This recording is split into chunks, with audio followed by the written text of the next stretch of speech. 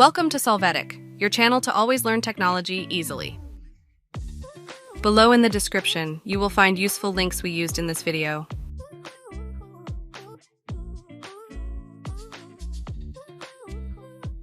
Today in Solvetic, we will see how to copy link photo Instagram PC. We start by opening Instagram. Afterwards, we will go to the image we want. Here, we click on the three-dot menu and then copy link. Hey, remember to subscribe Solvetic channel.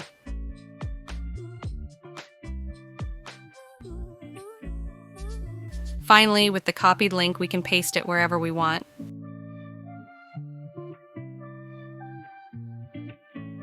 We hope it has been helpful for you. Here are links to watch more videos of your interest and subscribe to the Solvetic channel. Thank you.